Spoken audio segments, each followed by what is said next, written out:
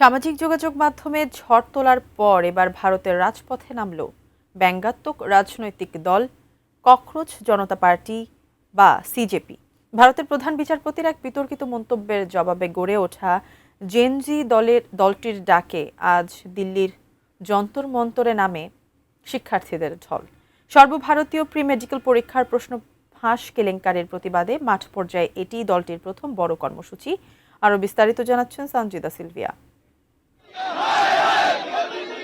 দিল্লি সমাবেশস্থলে যন্তর মন্তরের শনিবারের এই জমায়েত মূলত কোটি শিক্ষার্থীর পুঞ্জীভূত ক্ষোভের বহিঃপ্রকাশ।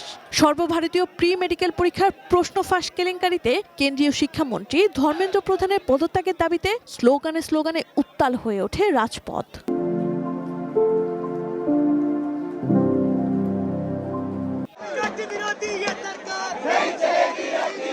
বিক্ষোভের নেতৃত্ব দিতে যুক্তরাষ্ট্রের বোস্টন থেকে শনিবার সকালেই দেশে ফেরেন সিজেপি প্রতিষ্ঠাতা অভিজিৎ দীপকে।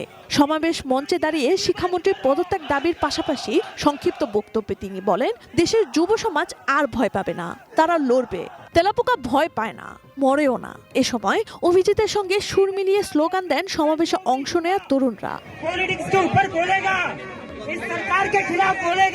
ব্যতিক্রমী এই বিক্ষোভে অনেককে ককরোচের মুখোশ পরা এবং হাতে ফুল নিয়ে অংশ নিতে দেখা যায়। অভিভাবকদের সঙ্গে নিয়ে সামিল হয় স্কুল শিক্ষার্থীরাও। আয়োজকদের আহ্বানে সাড়া দিয়ে অংশগ্রহণকারীরা বহন করেন ভারতীয় জাতীয় পতাকা এবং একটি করে বই, যা মূলত শিক্ষার অধিকার ও সবার জন্য সমান সুযোগের প্রতীক হিসেবে উপস্থাপন করা হয়। সমাবেশ ঘিরে সকাল থেকে বিমানবন্দর ও যন্তর মন্তরের নিরাপত্তা জোরদার করে দিল্লি পুলিশ। গুরুত্বপূর্ণ পয়েন্টগুলোতে দেয়া হয় স্টিলের ব্যারিকেড।